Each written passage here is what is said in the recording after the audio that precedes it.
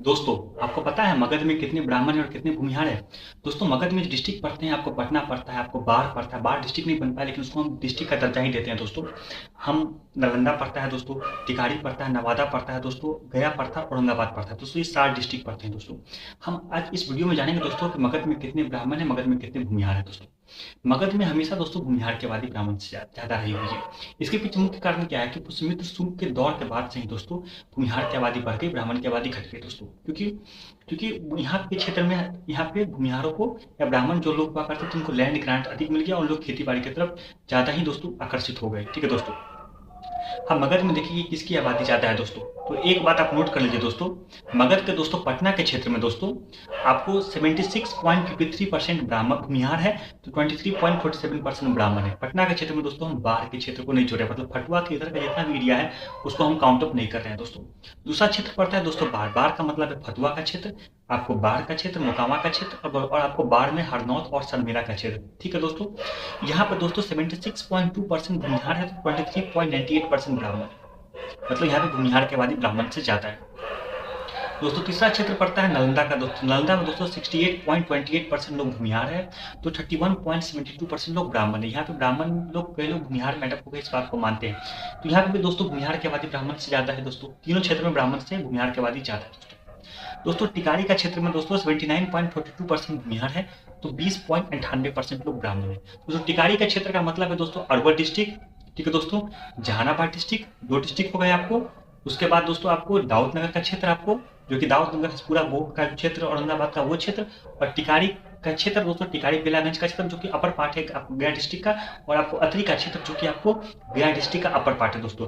इन क्षेत्र को हम टिकारी का क्षेत्र बोलते हैं ऐतिहासिक तौर पे। यहाँ पे दोस्तों 79.42% भूमिहार है, तो 20.58% लोग ब्राह्मण है, मतलब भूमिहार की आबादी ज्यादा है दोस्तों। नवादा के डिस्ट्रिक्ट में दोस्तों 81.10% लोग भूमिहार है, तो 18.90% लोग ब्राह्मण है। लेकिन रजौली के क्षेत्र में दोस्तों ब्राह्मण की आबादी भूमिहार से ज्यादा है दोस्तों। दोस्तों एक डिस्ट्रिक्ट पड़ता है गया।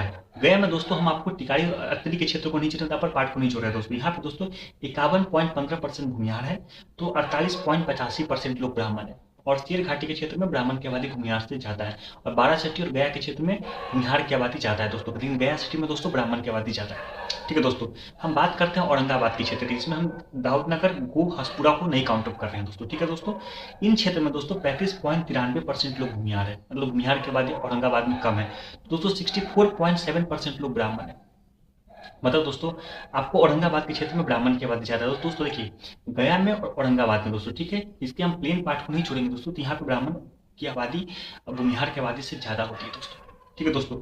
जैसे देखिए ना, गया में आपको 49% के करीब ब्राह्मण से, और आपको औरंगाबाद में 64% के करीब ब्राह्मण से दोस्तों। इस क्षेत्र में ब्राह्मण की आबादी ज्यादा है दोस्तों। अगर हम बात करें दोस्तों कि इन क्षेत्र में बात करें कि दोस्तों भूमिहार की आबादी कितनी है, ब्राह्मण की आबादी कितनी है, दोस्तों भूमिहार की आबादी होती है 72.83%, दोस्तों ब्राह्मण की आबादी होती है 27.17%। मतलब आपको 73 और 27 का अंतर है, फर्क है दोस्तों। भूमिहार में आपको बहुत सारे ब्राह्मण लोग एडेड इस बात को मानते हैं, क्योंकि 52 टाइप यूज हुआ करता था। लेकिन आप ये मान लीजिए दोस्तों 70-30 का रेशियो, मतलब 70% भूमिहार तो आपको 30% ब्राह्मण।